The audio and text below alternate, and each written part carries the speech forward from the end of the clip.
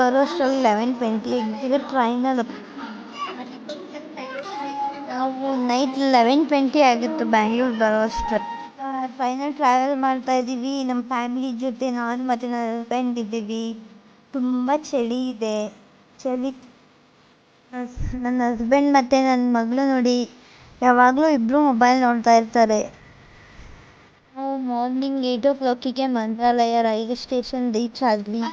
ಈಗ vehicle weight ಮಾಡಿ ಟೆಂಪಲ್ಗೆ ಹೋಗಬೇಕು.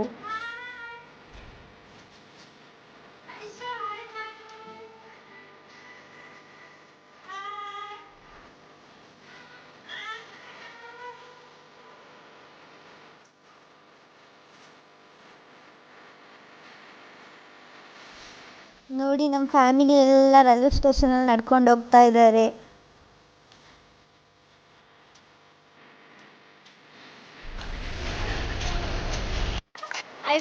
ನಾವು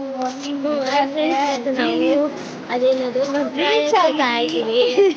ಹೋದ್ಮೇಲೆ ಅಲ್ಲೇನು ಮುಂದೆ ಮಂತ್ರಾಲಯ ಹೋದ್ಮೇಲೆ ಮಾಡ್ತೀವಿ. ಹಾಯ್ ಫ್ರೆಂಡ್ಸ್, ನಾನು ಮಂತ್ರಾಲಯದಲ್ಲಿ ಸ್ಯಾರಿ ಹಾಕೋಬೇಕು ಅಂತ ಇದ್ದೆ. ಫೈನಲಿ ರೆಡಿ ಆಗಿದ್ದೀನಿ. ನೋಡಿ ನನ್ನ ಹಸ್ಬೆಂಡ್ ಮತ್ತು ನನ್ನ ಮಗಳು ಕೂಡ ಮಿಂಚ್ತಿದ್ದಾರೆ. ನನ್ನ ಮಗಳು ಲಂಗ ಬ್ಲೌಸ್ ಹಾಕಿದ್ದಾಳೆ, ಹಸ್ಬೆಂಡ್ ಪಂಚೆ ಹಾಕ್ಕೊಂಡಿದ್ದಾರೆ.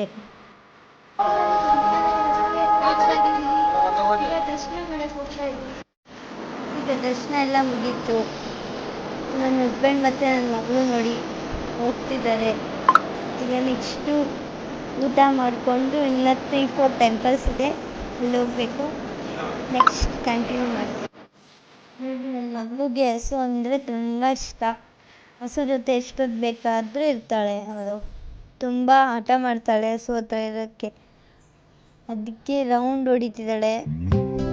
ಬಿಟ್ಬಿಟ್ರೆ ಅಂತ ಭಯ ನಾನು ಹೋಗ್ತಾ ಇದ್ದೀನಿ.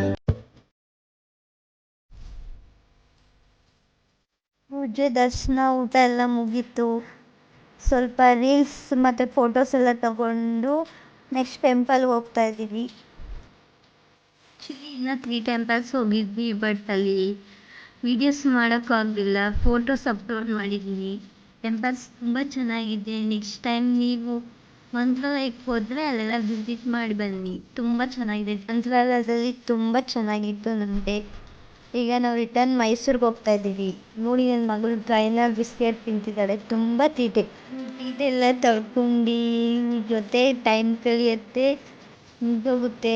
ನಮ್ಗೆ actually Mysuru to Mantralaya ticket ಸಿಗಲಿಲ್ಲ. ಸೊ ಬ್ಯಾಂಗ್ಳೂರ್ ಟು ಮಂತ್ರಾಲಯ ಹೋಗಿದ್ವಿ. ಈಗ ರಿಟರ್ನ್ ಬ್ಯಾಂಗ್ಳೂರ್ ಟು ಮೈಸೂರು ಬರ್ತಿದ್ದೀವಿ. ಫೈನಲಿ ನನ್ನ ಫಸ್ಟ್ ಲಾಗ್ ಕಂಪ್ಲೀಟ್ ಆಗಿದೆ. ನಿಮ್ಗೆ ಯಾರಿಗೆಲ್ಲ ಲಾಗ್ ಇಷ್ಟ ಆಗುತ್ತೆ ಸಬ್ಸ್ಕ್ರೈಬ್ ಮಾಡಿ, ಶೇರ್ ಮಾಡಿ, ಲೈಕ್ ಮಾಡಿ ಮತ್ತು ಸಪೋರ್ಟ್ ಮಾಡಿ.